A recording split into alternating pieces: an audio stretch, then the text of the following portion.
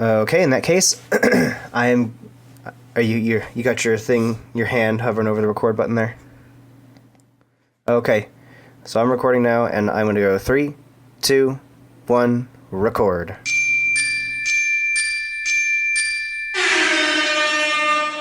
Oh god, where the fuck is my cursor? I can't find my. Okay, hang on. Okay, my cursor's on this monitor. All right. Oh god. Okay. Sorry, I literally have Audacity on a different monitor.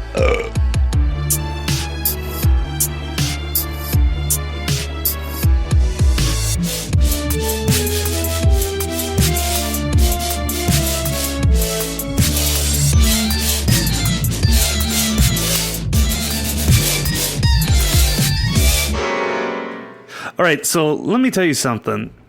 There's been a whole lot of hubbub on social media.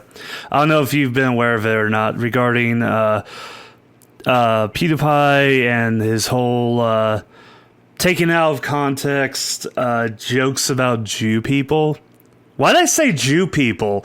Those You fucking mean Jewish people? Yeah, those fucking Jew people. Those goddamn. No. Okay, let me just cut to the chase here. The real injustice here is that I've been using a Blue Yeti microphone for about 5 years now, and I just found out today that if you are using the cardioid setting, the logo has to be facing you.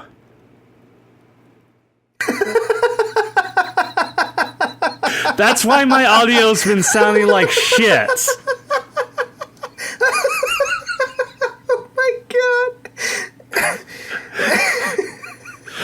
Fuck me for throwing the instruction manual out when I got it. Because I was just like, oh, it's USB. It just works. Oh my god. I just had to drag a limiter onto my onto my channel so that when I laugh like that, it doesn't clip.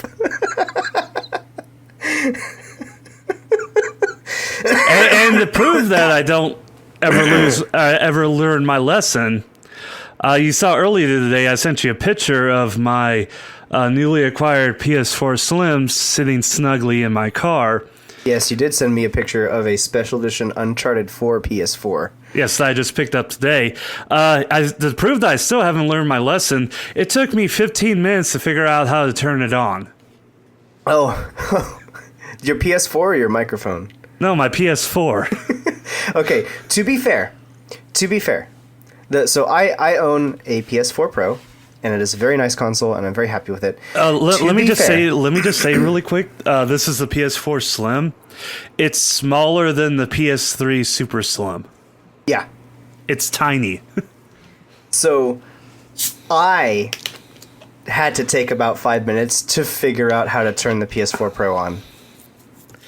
Yeah, no joke. It was because the button is so small, and it's it's designed to have the buttons fit and into the design and not protrude. So if you're just if you're just looking at it for buttons, you can't see them. And the logo for all of the buttons is so tiny, and is not pearl white. It's a dark gray. I'm colorblind. So when colors are too close together, I can't see them. So I can't see the power button symbol until I put my face right up close to the PlayStation 4 Pro. And with me, I'm just stupid. So I took about 5 minutes to try and figure out how to turn this fucking thing on before I bowed my head in shame and took out the instruction manual, only to be told with a giant fat blue arrow in the fucking thing exactly where the power button was, right on the front where it would logically be, where I had been fucking looking and couldn't find it. With me, to be fair to me, I was doing a lot of cleaning at the same time, so it's like what I was doing is I was hitting the disk eject button, which I forgot this has a drive on it. For some reason in the back of my mind I just thought this was like just purely just a hard drive and an internet connection. I forgot that they put a Blu-ray drive into it. So yeah, I just was like, I hit the button, it would beep, because like the PS3 would beep as well. You hit the button, it beeps. It's like, okay, you want me to wake up? I'm gonna go ahead and boot up, ba ba ba ba ba, and I would go do something else, and I would be like, oh, it's shut off again. So I hit it again, and then get preoccupied with something else, and yeah. So yeah, it eventually I figured out, oh, I'm hitting the wrong button, because I didn't see the fucking power button. Yeah. So yeah, I got started up. I had to do a fucking update to it, which is normal. That, I mean, there's no point in joking about that. You just fucking do that. So I started up, got the update, and signed in and everything. And I picked up Bloodborne on the flash sale, because there's a flash sale going on until tomorrow. So I picked up Bloodborne. It's super, super cheap. Was gonna be like, oh hell yeah, I'll download it. You know, this is exactly the game I wanted to get the console for, along with Final Fantasy 15. But I'll pick that up later. And right now, I'm looking at a progress bar, 4.8 gigabytes of download so far out of 14.3 gigabytes, and I'm looking at about 7 hours to finish it. The PS4's network card is not great. Yeah, and I'm God damn it! It's like fucking Steam. It's not just the PS4. It's not just the PS3. Fucking Xbox One and the Wii U and the Xbox 360 are the exact same fucking thing. Why is it none of these console makers can have one, especially with Microsoft, have a decent fucking network card, and two, like, decent internet service? Because all of you motherfuckers are making us pay for the goddamn thing. Steam got, despite all of the shit with, despite everything, is still a free service, and I still get 20 megabytes a second down off of Steam. Yeah, it's entirely to do with the physical card, that the physical network card in the PS4. It's not PSN's service that is throttling it. It's actually the hardware on the PS4 is not fast enough to download as quickly as your computer. I mean, I understand this thing costs fucking $250, which is fucking cheap as hell. And I know what they did. They wrangled a good deal with AMD. I mean, this is the same with Xbox One, because they're both going to AMD. They're both basically using the same fucking processor. And I know they wrangled a good deal, but it's like, could you maybe have spent an additional 10 cents on every console just to have a not shit network interface, a network card, please? Yeah. That is one unfortunate thing, and that is actually the reason why I actually still go to stores like GameStop to purchase games physically, because sometimes I just don't want to deal with it, and it's like, at the end of the day, I know that even if I buy a physical game, I'm still gonna have to fucking patch it on the first day. Because that's like, apparently like the standard now. That's apparently just how shit is now, which really pisses me off, because don't ship an unfinished game, you fucks. Okay, I can't stand that. I wanted to ask you something. Have you played Final Fantasy 15? I have played Final Fantasy 15. Okay, I need to ask you something, because while I had the PS4 in my hand, I was also browsing some of the games, and I took a look at the Final Fantasy 15 case. On the back it said 50 gigabyte install. Now I have to ask you, I'm assuming what's doing there is that it installs the entire game from the Blu-ray onto the hard drive? That is an installation of the game, and it's not the whole game. It is just parts of the game, most of the game, onto the hard drive of your PS3. That is not a patch that you have to download. That is strictly writing from the disc to the PS4. Sorry, okay, PS4, not 3. That actually doesn't take very long. Okay, now I have to ask you, does that mean I still need to have the disc in the drive to play it? Yes. Okay. Because it doesn't install the whole game.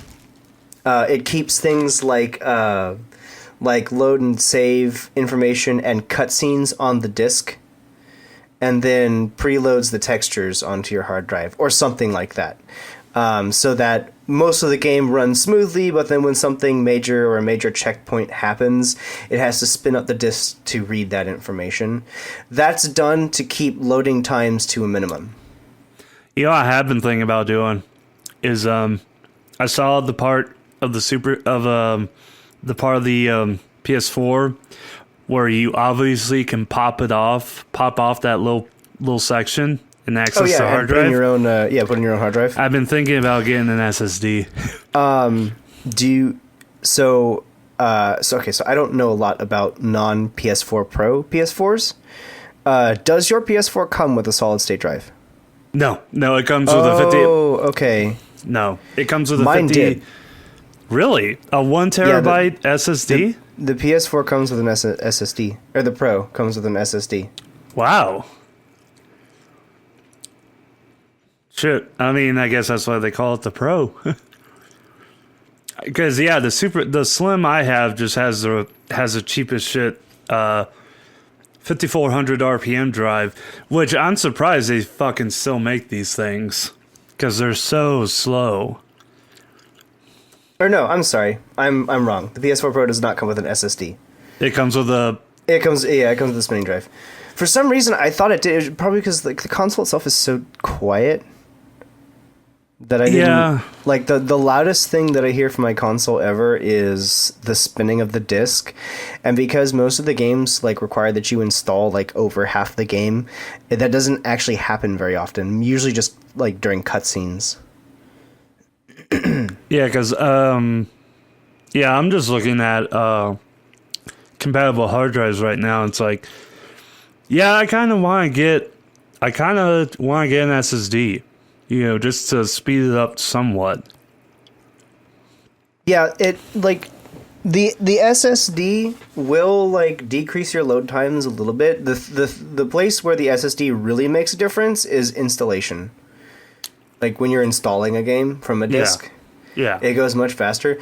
But to be honest, like it doesn't take that long to actually install a game from a disc on a PS4 Pro. It's very fast. Like just as a base, it's actually quite fast, and a lot of games actually offer the option to not install, like they did with the PS3, where it's like you can get a game and it's like you can read the entire game from the disc, but the load times will be kind of long, or you can spend a bunch of time at the beginning of the game installing it to have the loading times. Oh, so if you're like renting the game or borrowing the game, yeah. Okay. Or if you just don't want to sit there and let it install and you just want to get right into the game. Like, there were games on PS3 to do that. Like, Resonance of Fate, you could opt to not install, and it would just mean that your loading times were, twice as long. But if you were okay with that and you just really wanted to get to the game, didn't want to wait for a patch or an install, you could just boot the game right away. That's cool. That's actually really neat. I didn't know it did that. Mm-hmm. The PS3 did that as well. Cool. Here's another thing that I think is an injustice against the Jewish people. Why did I just say that? having SSDs before we go on, it should be mentioned that MDefMech is Jewish. And you're Chinese. Let's get that right out of the way. Yeah. Right at the beginning here. Yeah, I kind of have to do like what Ethan did at the beginning of his video responding to all the bullshit with PewDiePie. He had to say, I'm Jewish. So, fucking hold your horses, Wall Street General. But here's... oh my god. I can't... Okay, yeah, just fucking... Let me just get into this. I know that in this age where we have a psychotic cheese puff in the White House right now, that times are weird. It's a very surreal time we're living in right now. But I kind of had a few like bastions of like stability, like just a few outcroppings of stability in this whole storm that is modern day. And it wasn't, I'm not necessarily saying that like, I guess what I'm trying to say was I did not expect the Wall Street Journal to stoop so low as they did. Because I don't know what you think about this whole situation. I don't know if you even know about it or even fucking care. I don't know anything about it. I have no idea what's going on because I don't. I know there was some shit with JonTron a while back, and I know that there's some recent shit with PewDiePie, but I don't follow PewDiePie. And most of the people who play games on YouTube that I watch are people who don't involve themselves in that kind of stuff, like MF Pallytime. Yeah. Basically just makes Heroes of the Storm, Warcraft, and like Dark Souls videos, and so he doesn't really ever talk about like video game YouTube community stuff. So I'm completely out of the loop with this whole thing. Okay, well, let me try to boil it down. Let me try to hack and slash the Cliff Notes. Yeah, let me hack and slash and give you the Walmart version of this. Basically, in the past year or so, PewDiePie's been moving from Let's Plays to more comedy and commentary, sort of like what iDubbbz and H3H3 and all these guys are doing. Yeah. And it's actually making him very interesting, because before I kind of rode the bandwagon of, here's a fun, stupid YouTuber, making Let's Plays and shit, and then I just got kind of sick of it.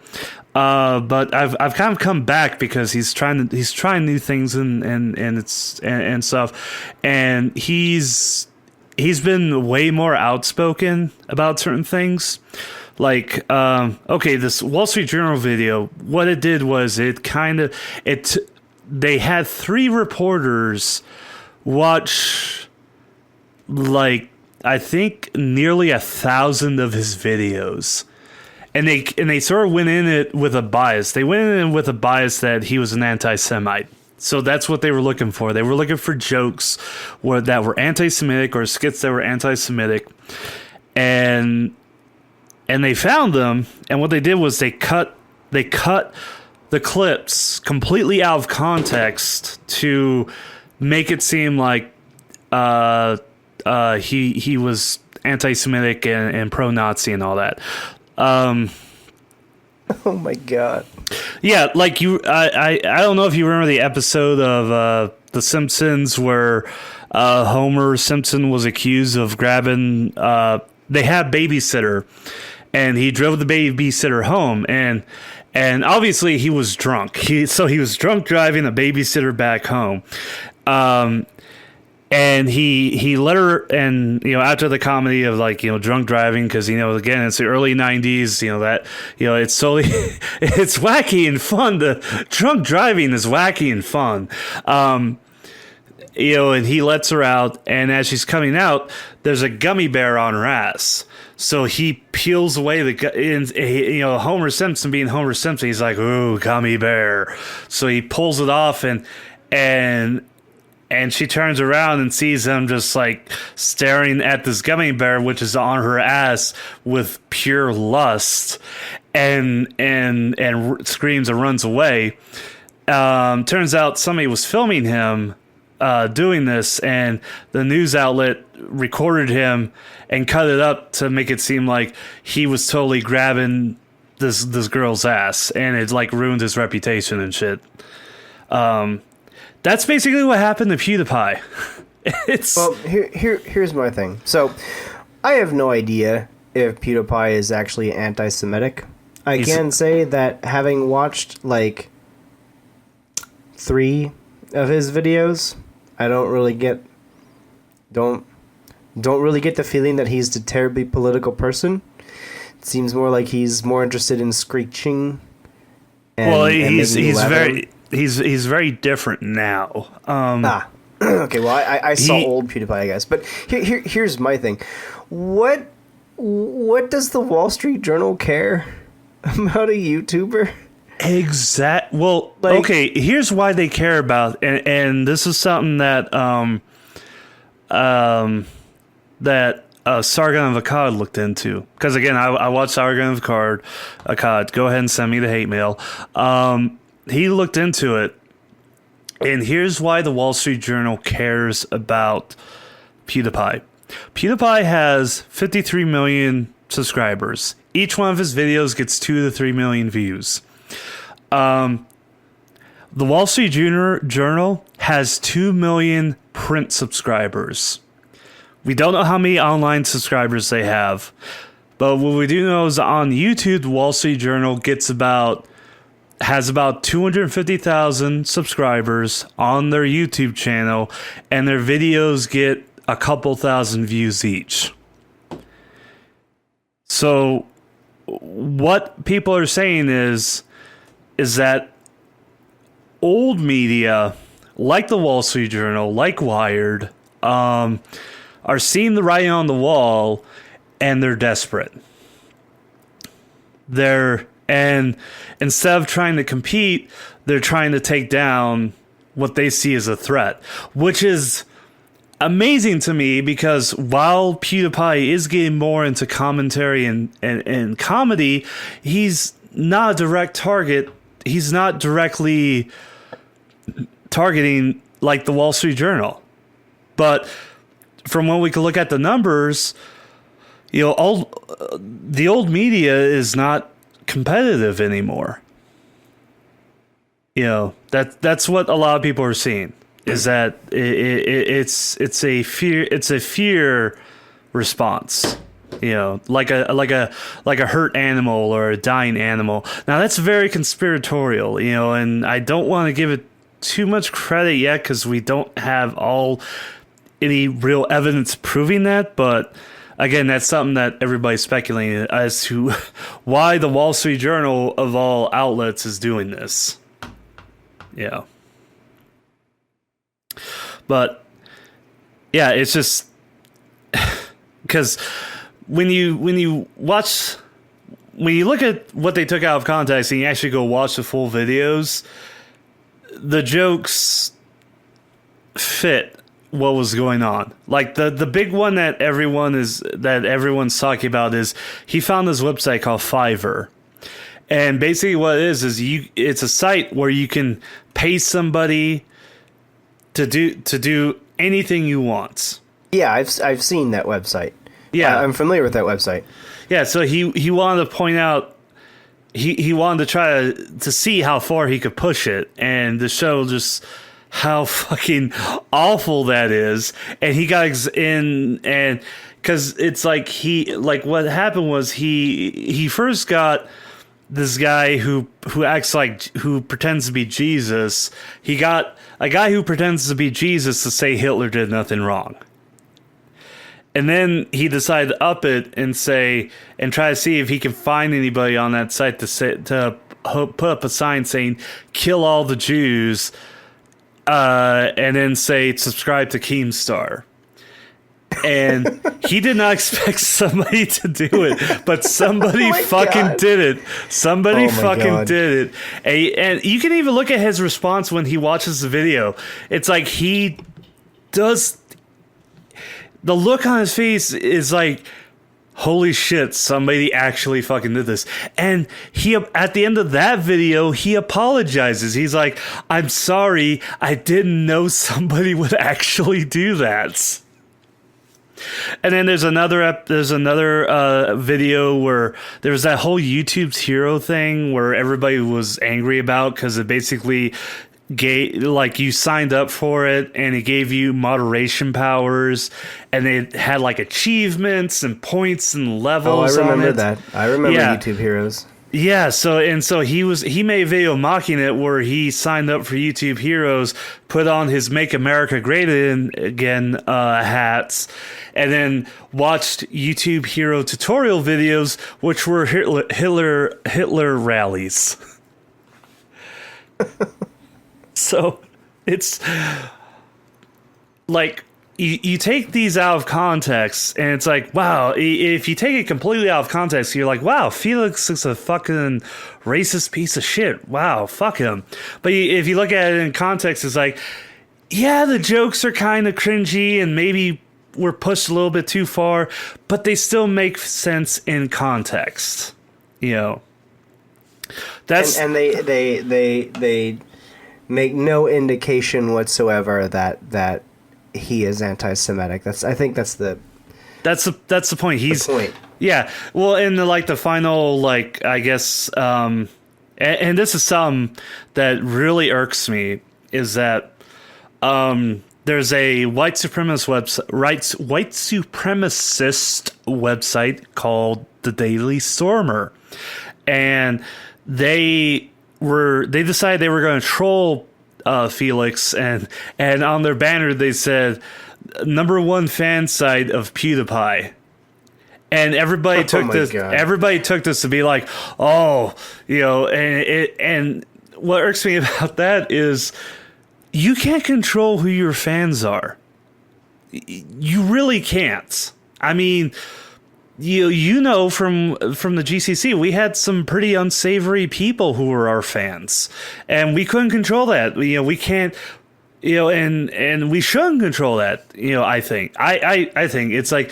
It's something we can't control, and it's something we really shouldn't try to control, because it's like everybody has a right to watch what they want to watch or listen to what they want to listen to. That's what I honestly think, and along with being able to say whatever they want to say, and I guess in this current climate that makes me a fucking Nazi, which is fucking weird. I mean, I guess I'm the first Jew Nazi, or no, Milo's the first Jew Nazi. But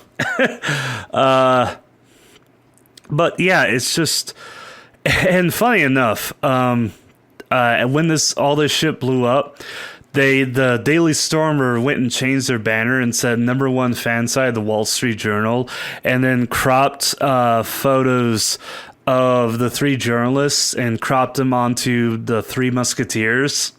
So now the Daily Stormer is the #1 fan site of the Wall Street Journal.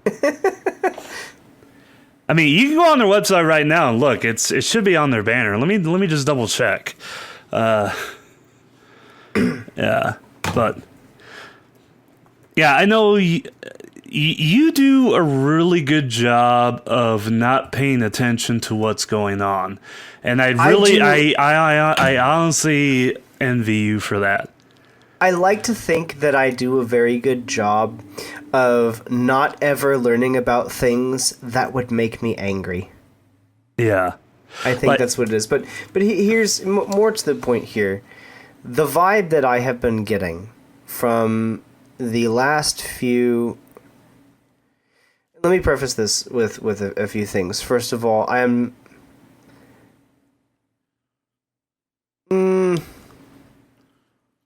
No, that's political talk. I'm not going to say anything. Okay, that's fine. I'm not going to elaborate on that. Film at 11. Check my Tumblr blog for it later. Well, let me say this, because this is less political and me more talking about media. The Wall Street Journal has fallen to an all new low, from what I'm hearing here. And what it really does sound like is exactly what you said. They're trying to stay relevant.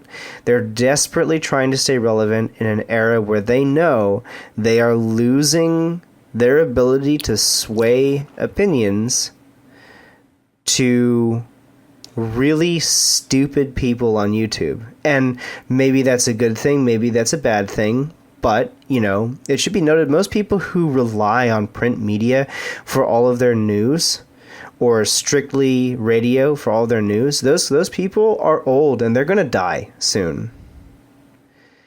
Which means they have to adapt. That's not to say that there aren't millennials who listen to NPR, for example, and there aren't millennials who watch Fox News, for another example, but those people are lesser in amount, not in stature, but lesser in amount than the people who take outlets like Fox News or NPR as their end-all be-all coverage of all things news. And yes, you are right. I do agree. Outlets like the Wall Street Journal do need to do things to remain relevant. But fabricating stupid shit for the sake of online clicks is the very thing that lots of millennials ruthlessly make fun of video game outlets for doing nowadays. How people, when they review games, and make these clickbait titles for the games, okay? We make fun of that shit. And so those of you who are caught up in this whole thing with the Wall Street Journal and you know, maybe people who are millennials who are, you know, of our generation, my generation, who are getting started with the Wall Street Journal thing, remember that you're being hypocritical when you make fun of clickbaity things from video game outlets, but then totally get sucked into clickbaity things from the Wall Street Journal. Because let me tell you, in all the years that I have watched and listened to and read print and radio and television news media, they are no more or less corrupt than the guys at IGN who take free paintball trips from Infinity Ward for good coverage. I remember that. Or whatever. Was it Infinity Ward or was it the one? It was Activision. I can't remember. Well, Activision is Infinity Ward. They're both the same. Yeah, here's the thing. Those fuckers, the kind of people that Jim Sterling makes fun of, who accept bribes and things that definitely aren't bribes but are basically bribes, you know, for nice or nicer reviews of video games from publishers, okay? Those guys are no better or worse than the people in any advertisement funded news media. Let me just say something right now. I totally understand that, you know, Jim Sterling is okay. Let's just. I know that Jim Sterling is an SJW cuck and blah blah blah whatever. Okay, I understand that he totally is, and he is proud of that. But here's the thing: I don't go to Jim Sterling to learn about political commentary or anything like that. I go to Jim Sterling to learn about fucking video games, and that's all I care about. Whatever the fuck he does outside of his YouTube channel and Jimquisition, I don't give a fuck. I don't give a fuck that he's a social justice warrior, whatever. I don't care. And you just have to remember that not everybody is fucking perfect, or not everybody fits your. I shouldn't say not everybody's perfect. Not everybody fits your worldview. That doesn't mean you should completely disregard them. I know I'm jumping onto another topic here, but it's just something I want to get out right now. Yeah, there's a lot of things I don't agree with Jim Sterling, but when he talks about video games, I fucking listen because he knows what the fuck he's talking about. Yeah, and when he talks about you know, things like video game business, like he's well connected in the world of video game business. He has a lot of friends who work at various kinds of production, development, and publication outlets. He has many times interviewed, and of course not record, but interviewed and relayed conversations with employees at GameStop and Best Buy. I mean, there's a whole episode we've been planning on doing that we actually did, but then lost the recording of, which we will record in a couple where weeks. We talk about a bunch of stuff regarding the kinds of retail culture that Jim Sterling covered in his video about GameStop. Which, if you guys have not seen the Jimquisition episode about GameStop, you need to go to YouTube right now and just search Jimquisition GameStop and see that episode, because it is a very insightful look into what American retail is like in the context of the world of video game entertainment. You know, and it's like, regardless of whatever his political opinions might be, he is absolutely qualified to talk about those sorts of things because he has done his research. Yeah, and let me just be fair. Like, when Sargon of Akkad talks about issues regarding what happens on university campuses and stuff like that, I will listen to him. But the second he starts riding fucking Donald Trump's cock, I stop listening, because I know he has a full fucking hard-on for Donald Trump. The same with Milo Yiannopoulos. Milo makes really good points regarding feminism, but the second he starts talking about transgendered people and shit like that, I stop fucking listening to him. I think that Milo's a piece of shit, but he has a few good points. You know, I guess even Hitler could paint. Yeah, well, actually, that's a good that's a good thing I want to point out.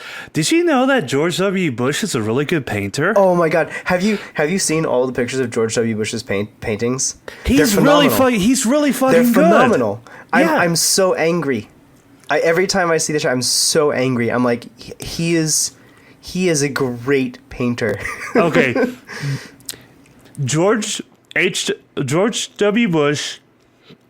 Sorry, I got a mouthful of pepperoni. I've been munching on. I discovered the magic of turkey pepperoni, and it's fucking amazing. No, George W. Bush is proof of why you shouldn't force your child to grow up the way you want them to grow up. 'Cause he was a fucking horrible president. He was a horrible governor. But goddamn, he's a fucking amazing artist. You guys can Google it. There's a great I can't remember what the news outlet was, but there's a great article about it on some news outlet on their online on their website. I just Google George W. Bush painting, and there's a great article and a great set of pictures of all the things he's painted, and they're very interesting to see because he is actually a very good painter. Yes, he's a incredible painter, and again, like I said, it's like this is evidence to any future parents out there. Let your kid do what they enjoy. Do not force your dreams onto your kid, because I guarantee that's why George W. Bush is the way he is, and that's why he has the legacy he is. I don't think he ever wanted to be a fucking politician, but that's what his dad was into, and that's what it was expected of him. It's let your kid. I mean, obviously don't let your, if your kid's like fucking wanting to suck dick on, for porn and shit, don't let them do that. But, if they want to play the guitar, let them play the guitar. If they want to paint, let them paint, Dude, and once they're 18, if they want to suck cock for money and it's legal in your state, fuck it. Yeah, fuck it. Once they're 18, fuck it. Let them do what they want. Kick them out of the house. Yeah. Like Homer J. Simpson once said, once you're 18, you're out of the house. I'm all talked out, and you gotta go to bed here very soon, so we should probably hit up our cool shit. Oh, wait, we've only been recording for 36 minutes, but, we like I said, we recorded an entire episode, and it is gone. Yeah, because down the bowels of the internet hole. Or more like MDFMX too fucking retarded to click yes when he persistently hits X on Audacity to close it. He's too fucking stupid to hit yes instead of don't save. Yeah, because I grew up in an age where you had to just fucking constantly click through installation of Why am I blaming software developers for protecting their asses with EULAs? Fuck it. Okay, I'm sorry.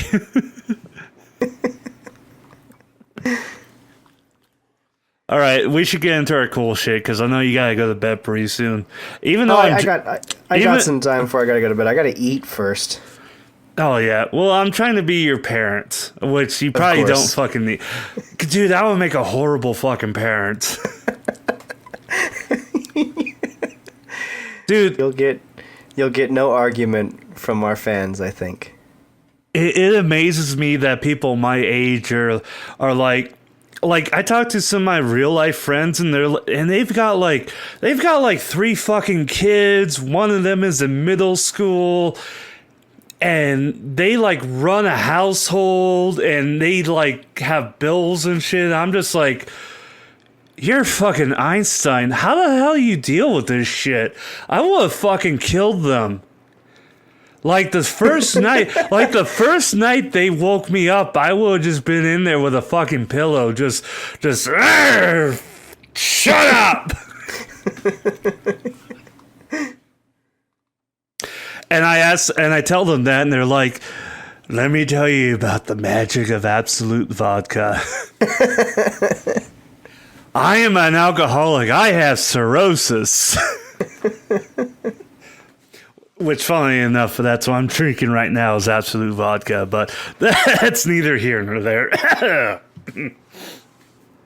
So yeah, we should probably get into our cool shit so we can end this episode so you can go. I'm actually going to change one of my cool shits here.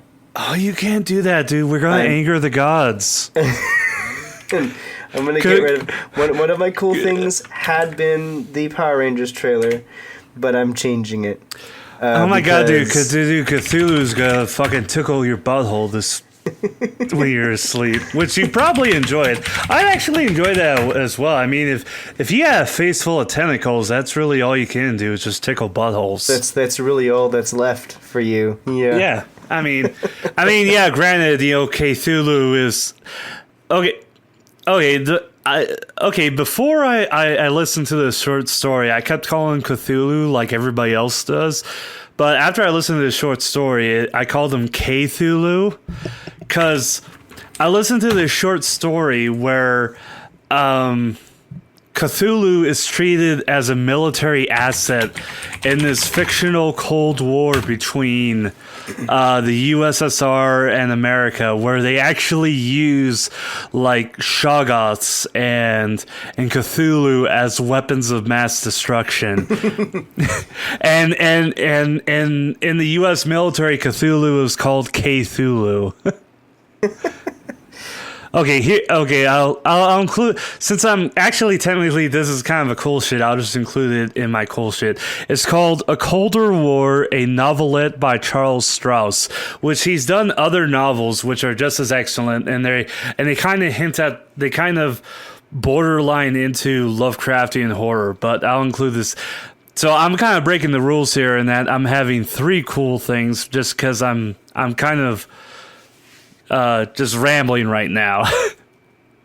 So sorry, but okay, I'll shut up. You go into your thing. Okay. My first cool thing is, now this is an old game. This game came out in December of 2015, but I do know that this studio that makes these in this series is kind of a niche thing. A long time ago on an old podcast, I talked about a game called Divinity Dragon Commander. Which is an excellent RTS game where you are a half man, half dragon, and you can fuck an undead skeleton princess. Yeah, I remember that was a big thing about fucking a skeleton.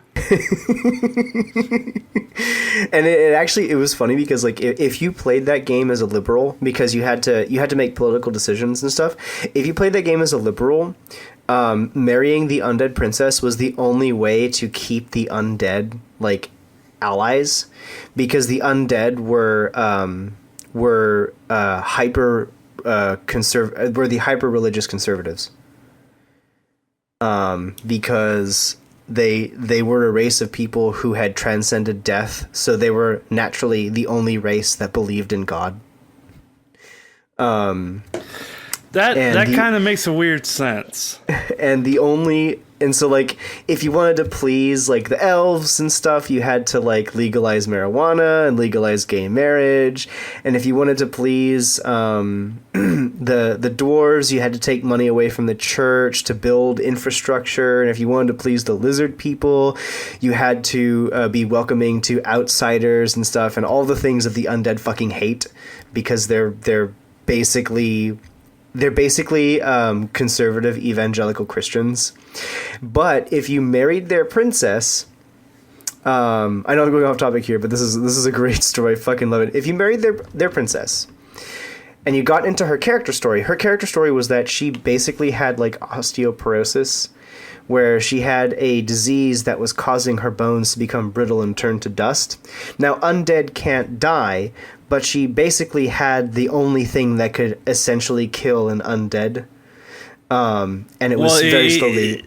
It would basically just, like, make her bones disintegrate to where she just became a vegetable. Yeah, exactly. And so she basically had undead cancer, if you will. And her character story is you curing her of it, or you can elect not to. But I mean, she's actually a really cool character, and you kind of want to. Yeah, she's like super nice and everything. Yeah, her name is Ophelia, and one of the paths you can take is you can get the gnomes, they were gnomes, who were the race of scientists and technologists. You could get the gnomes to build her a robotic body made out of gold. And if you did then the undead would go absolutely nuts because she would be the first undead to transcend the only thing that can kill undead. Besides, removal of the spirit from the body or whatever. And they're like really fucking pissed off, aren't they? No. Because you let her be reborn, and she has this beautiful golden body, this sentient golden body. She becomes essentially the Pope, because they look to her and revere her as this Jesus-like figure who was going to die and was reborn anew, as a miracle. And since you are married to her and you're essentially married to the Pope, the undead love you. And now I remember something totally different where you give her a new body and the undead are just unbelievably pissed off at you. Yes, there's a body. So there's one where you can turn her into a zombie, and there's one where you can turn her into a vampire. And yeah, I think it's a vampire one. I think it's the vampire one where they because she becomes like a super sexy vampire and all that. Yeah, but like the option where she becomes this golden robot is seriously the funniest option if you play as a liberal. Because if you play as a liberal, like right until you get to the point where you're about to give her your new body, you're about on the ropes with the undead wanting to pull out of the alliance with you. Because they're just so mad at you legalizing gay marriage and letting immigrants in. So you're saying that all the undead are wearing MAGA hats? Which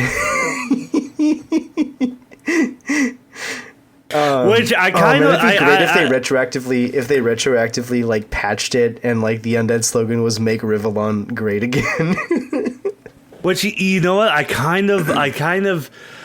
Because, okay, in the Berkeley riots, a woman got pepper sprayed because she was wearing a hat that looked like it said "Make America Great Again," but it actually said "Make Bitcoin Great Again." And she got pepper sprayed for it, which I know we're laughing about. It's fucking horrible that, we're reacting to free speech with violence, which is totally fucking wrong. But I kind of want to get a hat that says "Make MLP Great Again." So I could say I have a mama hat. make MLP great again, because I don't fucking know what the hell is going on in the Brony fandom. I've been out of that shit for like a year. Anyway, sorry, go ahead. I'm rambling. Anyways, yeah, the Dravidian Dragon Commander. It's an excellent game. That's not what my cool shit is. My cool shit today is technically a sequel to Divinity Dragon Commander, but it's the next game in the Divinity series, and it's called Divinity Original Sin. And it's kind of a niche game because it's very much the same vein as Baldur's Gate.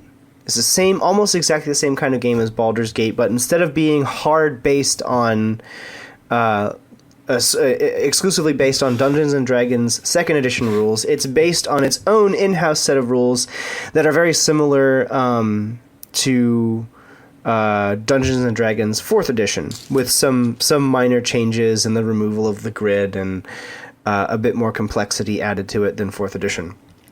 And so I figure probably not that many people who listen to us, maybe they haven't played this game. I can't recommend it enough. I wasn't that big a fan of Baldur's Gate, and the games that development team went on to do. I did really like Pillars of Eternity, even though my computer couldn't run it very well. But I absolutely adore Divinity Original Sin because it has one of the best co-op engines I've ever seen. Well, I can say that I tried to kill off that one bald dude with the bad attitude, and I couldn't. I don't think I could in the game. The one bald guy on the airship or whatever the fuck ship it was. I don't even know I'm talking about the same game. No, you're thinking of Dragon Commander. Okay, yeah, that one bald guy. Fuck that guy. He was annoying. That guy was a piece of shit. Fuck him. No, I'm talking about Divinity Original Sin, which is a role playing game, not an RTS. It's a strategy role playing, but not real time strategy. It's sort of it's very similar to Knights of the Old Republic. Yeah, I think it's I think it's that game I played that made me want to have sex with the dragons, and I do want to have sex with a dragon, even though they're not real. I mean, we have Miss Kobayashi's dragon maid, but you know, I mean, okay, like Toru is just fucking annoying to me. Kana is adorable and a little child, and I don't want to fuck her because that would be horrible because she's an adorable little child. And Fafnir is just a fucking pleb who plays Dark Souls. So I guess I could the only dragon I could really fuck is Quetzalcoatl, but she's totally into underage little boys who are trying to pretend to be wizards. This only makes sense if you've watched the anime or have read the manga. So if you have not, I am terribly sorry because that made absolutely no sense to you. It is actually a really fun anime. It is. Okay, let me be serious right now. I expected that anime and the manga to be complete shit. I expected it to be just the most lolly-baiting, just fucking garbage, but it's really fucking adorable. I really enjoy it. It's I watch it and I'm like, this is good. I enjoyed it. And I do love the fact that Quetzalcoatl was just like trying to find a place to live, and it's like, I can teach you agriculture, or you can just fuck the hell out of me. I mean, you know, okay, I could teach you how to farm, or you could just fuck my butthole. Just whatever you want to do, and the kid's just like, I don't want to do either one of those things. Just please leave. I feel bad for Quetzalcoatl because she doesn't know what to do. She's just a fucking drunk asshole. Like I am. I relate to Quetzalcoatl a lot, at least in the anime. I don't know how they are in real life. Am I rambling right now? Please say something in bullshit. I'm still here. Okay. I was just waiting for you to ramble yourself out. Okay, I'm done. I don't know. Okay. It's like I'm normally not attracted to the big-titted Dumbo bimbo, but I don't know what it is. But Quetzalcoatl is just really, really just kind of. But being a big-titted Dumbo bimbo yourself, you find common ground. Well, I'm basically Roadhog from Overwatch. I mean, have you seen the highlight intro for Roadhog? Yes, I have. Yeah, where he's just got plates of where it's obviously he's eaten thousands of calories of Chinese cuisine, and he's just laying there sleeping, and there's dumplings everywhere. That's basically me. That's how I treat cuisine from around the world. It's just I eat 50 of whatever, and I fall asleep on the grounds, and I just look like a fucking mess. That's how I am. It's like I enjoy your culture to excess and shame. And then I pass out on the floor. Yes, and then I pass out on the floor, snoring mightily while I'm wearing my CPAP. I swear to God, Roadhog is wearing a CPAP mask. That's how I relate to him. He's wearing a CPAP mask like I am. So anyway, obviously my first cool thing was a freebie. It was A Colder War by Charles Strauss because I rambled on for some fucking reason. So yeah, go read that novelette. It's really fucking awesome. The second legit thing I have is from a guy who, if you're not already subscribed to him, I'm honestly surprised because this dude's fucking awesome. He does reviews of old consoles, of old computer systems. This dude's really fucking awesome. Lazy Game Reviews. Does really good game reviews, and he's launched a new channel called LGR Foods because there's this thing he was doing on Twitter where he was posting pictures of these sandwiches he was eating throughout the day, and people were like, those are really awesome sandwiches. You should make videos of you making those sandwiches, and that's what he's fucking done. This is a channel where Lazy Game Reviews shows off himself making sandwiches and ramen bowls and soup bowls and just all the wonderful, delightful things he's making. And I challenge you to come away from watching the videos on his channel not hungry. Because, goddamn, that dude knows how to make a fucking sandwich. And even though he's a fucking white guy, he knows how to make a fucking ramen bowl that's appealing. Which I think is a very rare trait indeed. And I'm not going to ask bullshit to comment on that because he's Chinese, not Japanese. And Chinese people have absolutely no fucking idea what ramen is. Yeah, they're all about the... I don't know what you guys are about because Chinese food is so fucking Americanized here in the States. I don't know what you guys are about. Was it like fucking burying eggs in dirt or something? I don't fucking know. 20,000-year-old fermented egg or whatever. Yeah, whatever. That sounds disgusting though. That's so fucking gross. The duck egg or whatever it is. It's like, okay, not to just pick on the Chinese for not to just pick on the Chinese for that shit. The fucking Inuit do the same. The Inuit and the Vikings do the same fucking shit where they slaughter a seal and they stuff it full of birds and then they bury it for like fucking 5 fucking years and they dig it up and they eat the birds and they just fucking go nuts and like fuck their sister or whatever.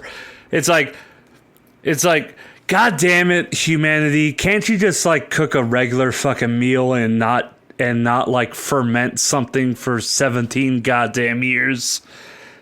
You know, it's not just the Chinese, it's not just the Inuit, it's not just the Vikings. Everybody does weird fucking shit. Just why the fuck is humanity so goddamn weird?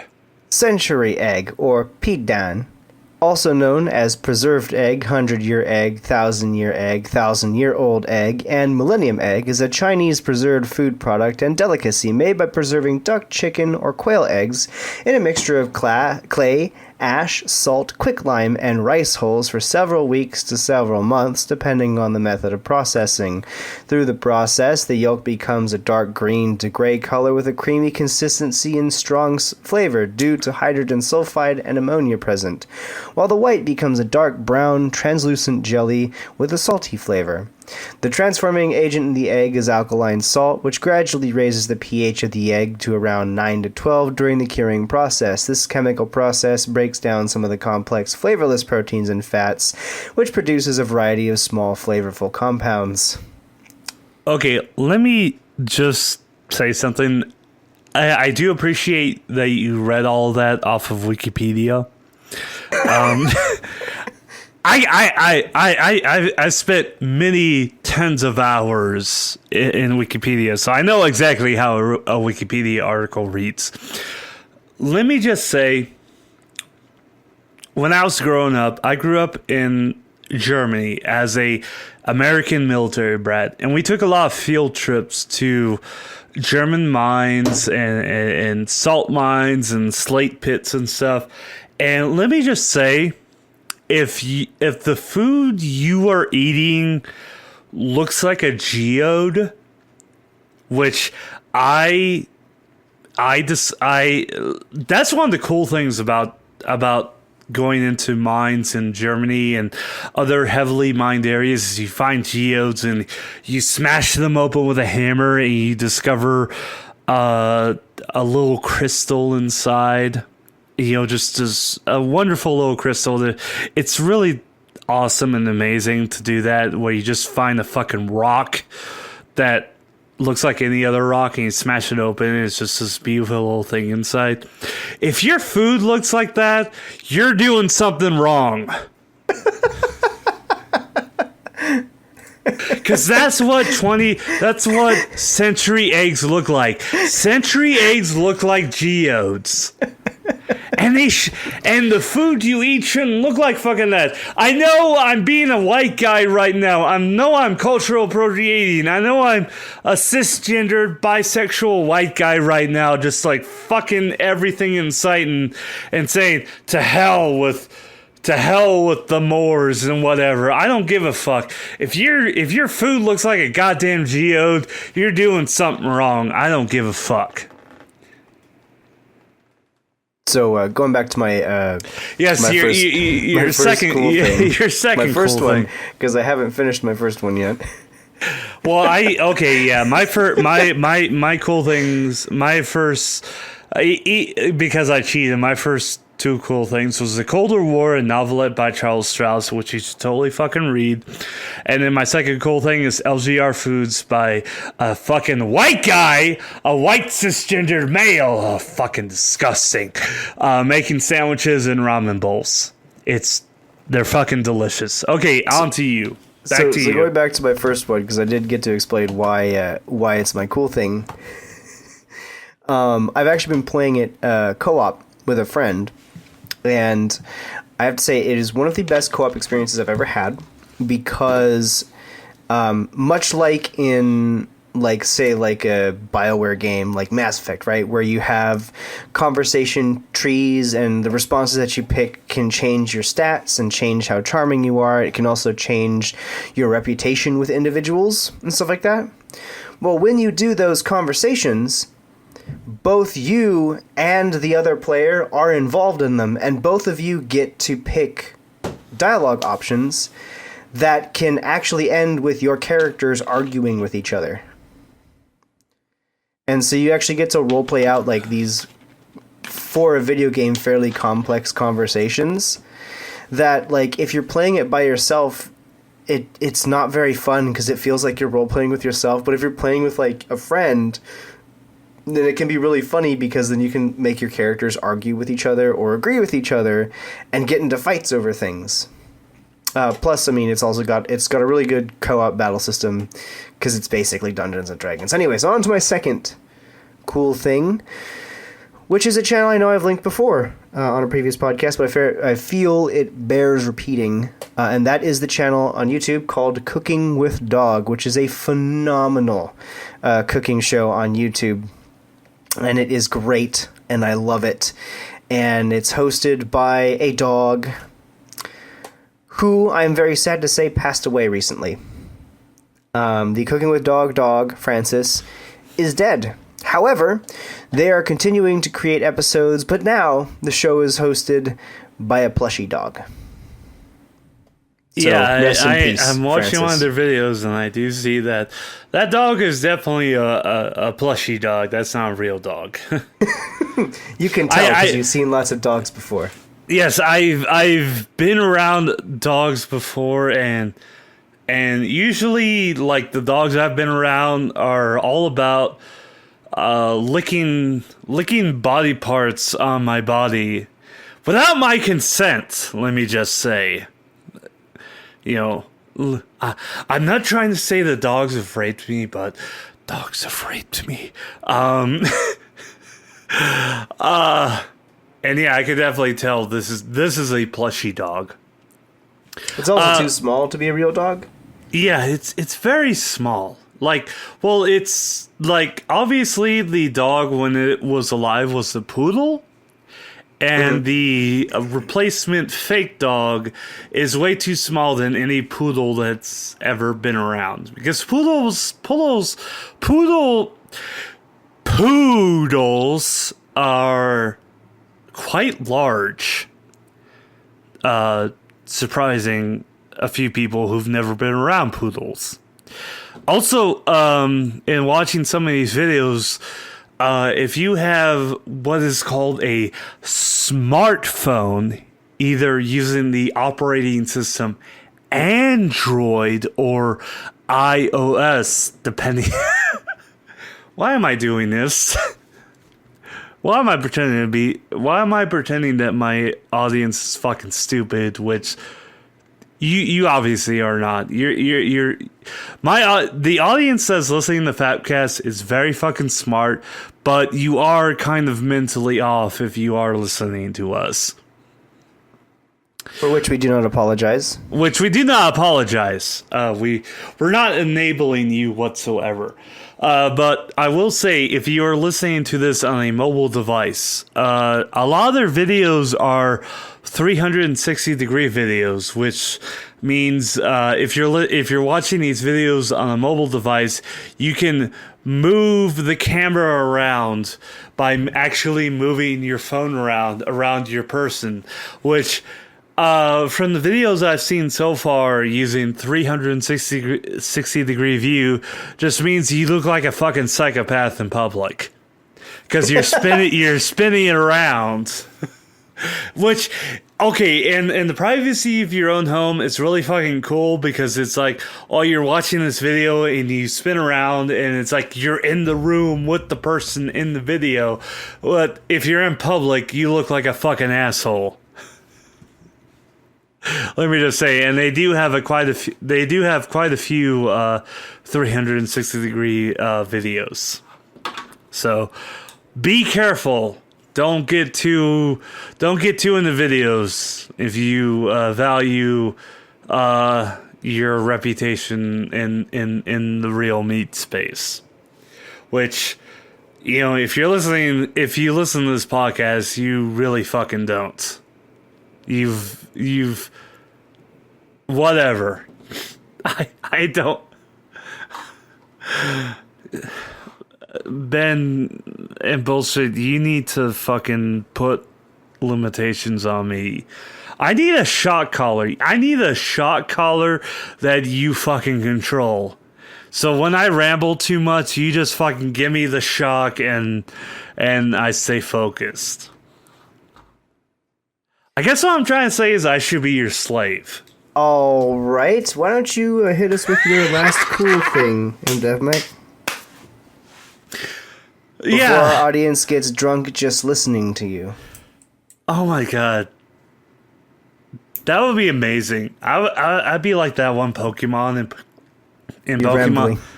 Yeah, I'd be like that one Pokemon in Pokemon Sun and Moon, which is just literally pheromones. If I had that power, oh my god. Oh my god. All right. So, please stop laughing. All right. My final cool thing is a Maximus Gaming. And the reason I'm including them as a cool thing is not because they do anything gaming, because they're like one of those channels which live streams a video game that you've never fucking heard of, that's on an obscure like Polish website that's so hardcore simulation that anybody who buys the fucking game you just assume is mentally ill. But I'm not linking them for that reason. I don't want you to watch his Let's Play videos of this extremely hardcore tank simulation game, if it even is a game. The reason I'm linking his channel is because he looks at current models of main battle tanks and attack helicopters and attack gunships and ground attack aircraft as if they were cars. He looks at like what the Russian military is using currently, what the American military is using currently, and describes them and judges them as if they were cars you be using, you could purchase and buy. I don't know how to exactly explain it, but he reviews these main battle tanks as if they were cars, and it's strangely fascinating. I'd recommend you just watch his reviews, because if you tried to watch his Let's Plays of these tank simulation games, you'd want to either slit your fucking wrists or buy these fucking games. I don't know. It takes a certain person to fucking appreciate these fucking games. But his reviews of main battle tanks are just bar none. Did you understand anything I just fucking said in bullshit? Sorry, I wasn't listening because I was watching his video on the German PZH 2000. That's a good fucking video. See, yeah, it's like, okay, the PZH 2000, he reviews it like you would review a Honda Civic. Yeah, he reviews it like you would imagine someone on YouTube to review a car. Yeah, and strangely enough, okay, this is a personal thing I do. It's like I try to humanize things that can't be humanized.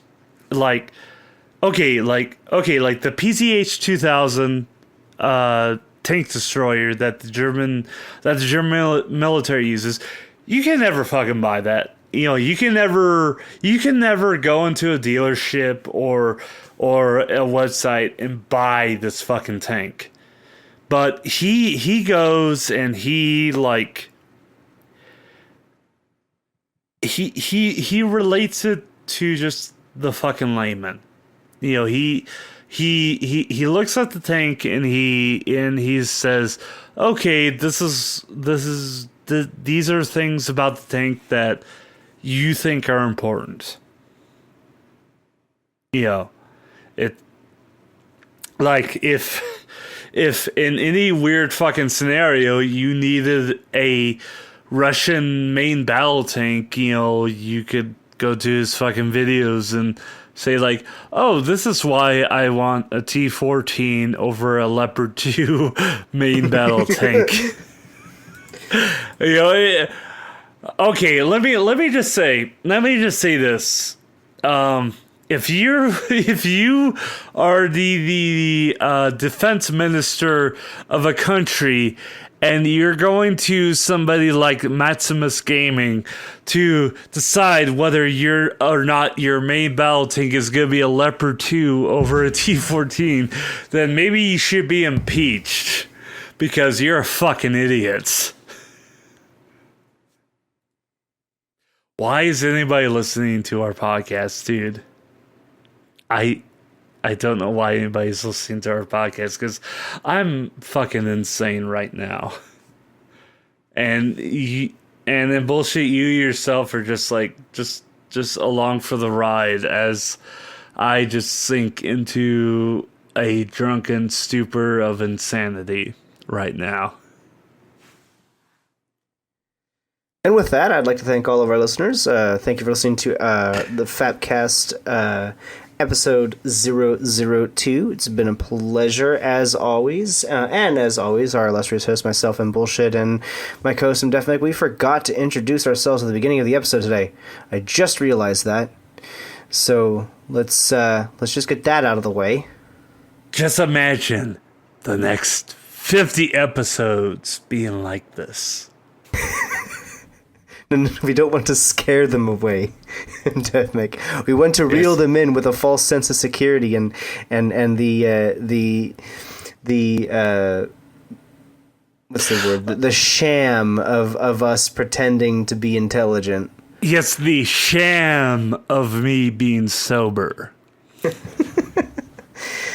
For myself and bullshit, you can find me on Tumblr at mbullshit.tumblr.com. That's mbulsht.tumblr.com. You can find that same username, mbulsht, on Twitter and YouTube if you look for it. Don't look at my YouTube. Please don't look at my YouTube. It's been so long since I posted music. I don't even know what to do anymore. My Twitter is just incoherent screaming about magical girl anime. That's all it is at this point, really. And my social media. Oh God, you're in for a fucking scare. No, you're actually not.